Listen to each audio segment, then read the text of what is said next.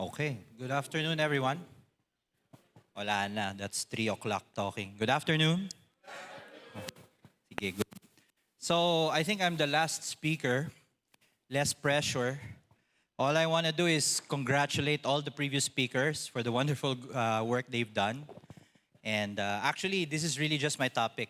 What does a user or the consumer of all your great work think?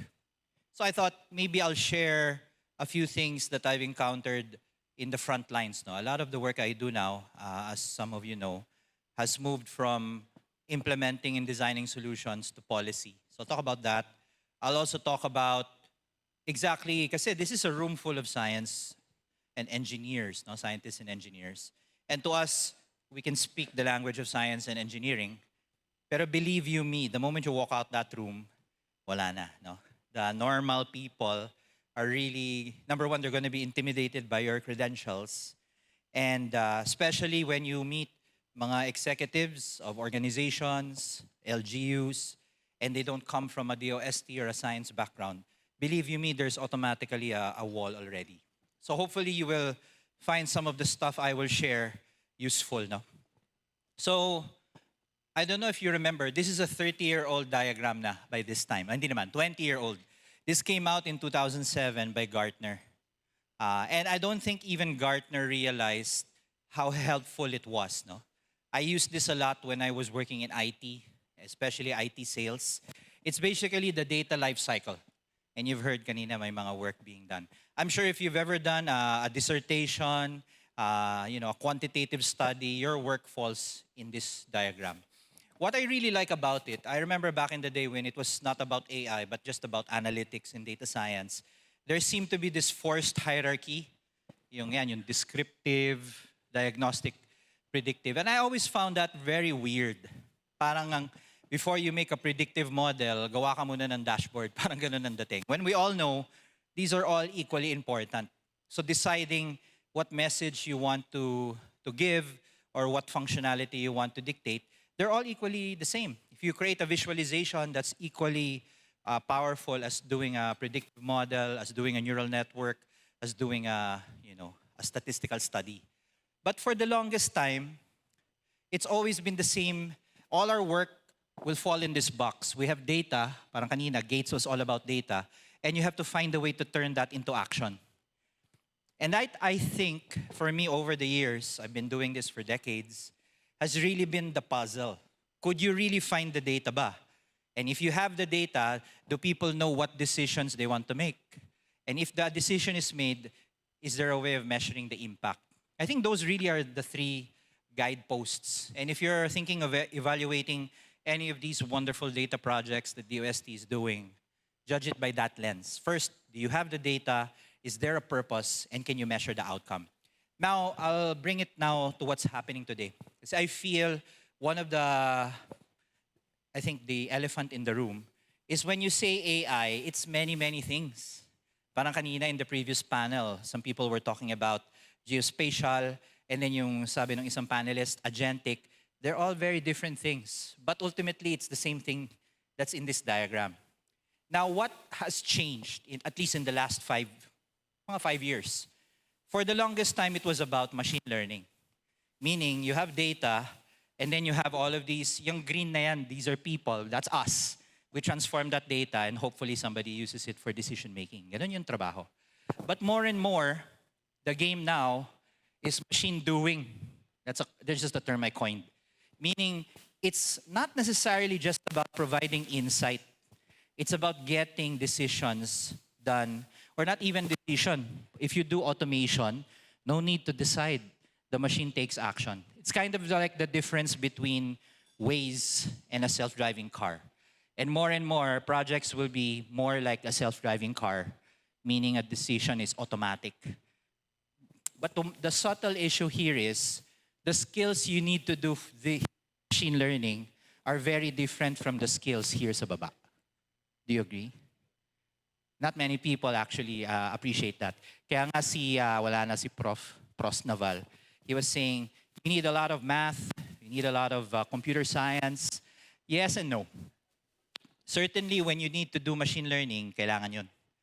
But nowadays, pinag-uusapan namin ni Asek Rod kanina, even if you're not even a college degree, if you watch a YouTube video by Anthropic, you can build an app. And I think we need to find a way of adding that nuance. Otherwise, we will continue to be caught in this, I would call, bottleneck. I'm not saying taking a PhD, taking a master's is not important, learning math is not important. But remember, we are dealing with a country of 100 million Filipinos. And that means democratization is important. Remember that diagram, it's very useful. Kasi for me, when I walk in a room and I ask them, what do you really mean about AI? Pag sabihin nila, oh, we want to detect cats and dogs. Okay, machine learning tayo. But if it's about, we need a robot to catch the cats, oh, iba na yun. You understand? Okay, let's dive into a different domain naman from the user side. As early as February last year, about a year old, MIT published this report. I think it's one of the best reports written about AI kasi it's about failed projects. No one likes to talk about failed projects. We like to talk about successful projects. Okay naman yun. But I think there's a lot you can learn from the projects that don't happen. And I'll save you I think it's about 200 pages, but I'll save you the punchline. Ito na yung punchline. These are the 5 most important reasons why a project will fail. Number 1, change management. What does that mean? You can't just deploy an app and not train people to use it and not brief them on how it will change their workflow. So change management is not about programming and deployment. It's about people. How will it change their behavior? Second, and I think DOST, you know this, executive sponsorship. A project will not happen if it's not supported from the top. Budget won't happen, people won't happen, hiring won't happen. So it cannot be, as the regional director said, cannot be just a paper. Kailangan meron tao yan, no?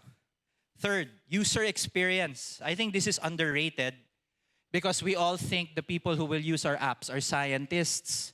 Not always. So you have to design for the lowest common denominator. And when I say low, it's more of the most common user. People who are not trained in the sciences, unless you're developing a research tool. Yung latter two, I think, is really the killer. The model is wrong. I'm assuming when you get into these projects, you've done the due diligence na, no? Your R-squareds, your accuracy rates, your evals are good. So yan, I'm assuming the DOST will get right. Pero itong sa baba, that's a harder problem. It's culture. Even if you had the best tool, and I have this experience, no? Yung project namin sa NASA was about detecting dengue. Guess what? The DOH didn't want to use it. Bakit? First 5 minutes, I go into the room with DOH. Backup ko si WHO and si UNICEF. You know what they ask me? So, Mr. Ligot, do you have a medical background? Yan. Eh, hindi. Not even a doctor nga, di ba? That was it. They refused to adopt a tool because it did not come from one of them. Sabi ko naman, may kapatid akong doktor, ba't di ko nalang dinala dun sa presentation to at least smoothen the issue? So it's a political thing. But imagine, MIT said these are the 5 reasons projects will fail. So that's the código. Solve these issues and you increase your odds of success. Okay. Just to show you that it doesn't just happen in MIT, this is a survey that I actually did when I was working with IBPAP, with BPOs. Tinanong namin, how come you guys aren't implementing AI at that time, 2024? And they said, we're worried about the cost. We're worried about integration. We're worried about privacy. We don't have the skills. And our data quality is bad. I think those are the typical issues. But I think this is just reflective of early stages of any project. In fact, you can see this is the timeline. Siyempre, ang unang problema, budget. So let's say you get your budget approved, you hire the people. Ito na yung problema. So this is implementation. But it's interesting, you see these blue boxes. These are the future problems you will have. People don't want to use it, and there could be ethical problems. Parang kanina si Dr. Peramo tinanong about how do you maintain the guardrails. And he said, design it, put the guardrails at the start. Don't make it an afterthought. Bakit? You've spent millions of pesos, dun lang kayo madadali sa ethics. Believe you me, it happens. Okay. Okay, this is something you probably never heard. Gartner din to. even older. So back in the day when Gartner said they put out these perspectives on how to implement projects, they had this concept that I was so in love with, but I've never seen happen effectively. They said you need a bimodal organization. What does that mean? Bimodal means two-track. One side is about stability, and the other side is about agility. And I said, wow, that makes sense. Bakit? Because innovation will always come at the expense of the current status quo. And if you're trying to be agile, but mode 1 ka lang, papatayin ng mode 1 yung innovation mo. On the other hand, if you're a startup, mode 2 ka. Agile, fail fast, break everything. That's why startups are fast. But guess what? Eventually, they'll hit a scaling issue because that's a mode 1 problem. So ang sabi ni Gartner, build for both. You maintain mode 1 for business as usual, but make sure you build a new organization to do the agile stuff. And I think you're already onto it because Gates is mode 2. Pero the third punchline is important. Kailangan yung ma-prove ng mode 2 translates back to mode 1. And that's politics again. And there are many solutions to that. I won't share it here. But that's the key. Kasi it's not because companies don't want to innovate. It's because you're trying to do a mode 2 project in a mode 1 organization, dead. Or you tried the mode 2 organization, but you want to mature, but you don't have the mode 1 capability, dead. So remember that. This is already 3 decades of experience talking. Yun, I fell in love with that. Hey, last slide. Everyone talks about governance. I'm actually doing governance consulting projects for several clients. And everyone thinks governance is very legal, compliance, legislation. Yes, there's part of it. Pero when you go down to the grassroots, this is what governance is all about. Do people understand what they need to comply with? FAQ. Do they know what the risk of their current systems are? Just do an inventory. Daming systems din si DOST, no? And I'm sure Gates is one attempt to get that inventory right. Then you do an impact analysis. You don't even need to invent an impact framework. Marami yon. But then, ito yung sinasabi earlier, you can encourage and discourage at the same time.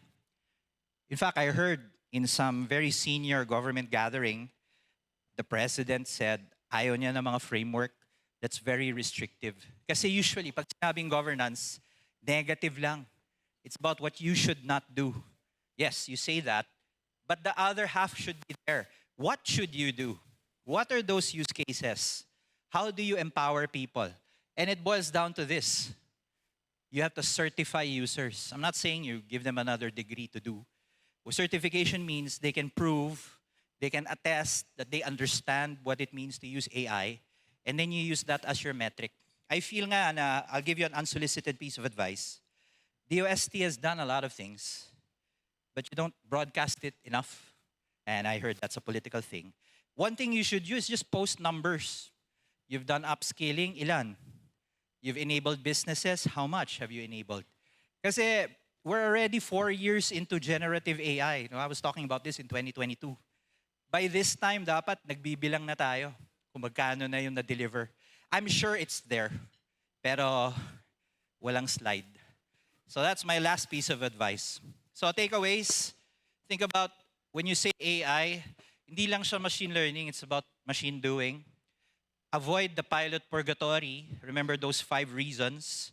Remove the organizational barriers. Make it data and AI ethical by design. Don't do that later. Do the bimodal. Think about it, no? You have an agile mode and a stable mode. And lastly, when you say policy, it's not just about saying no, but telling people what you will say yes to. And believe you me, if you do that, bibilis lahat. Now, I'm sure that's too much to absorb in 10 minutes. So download nyo na lang. No? I made a guide for you. It's free. Scan the QR code. And then I'll see you online. No? So yun lang naman. Thank you very much. And I hope you appreciated that. No?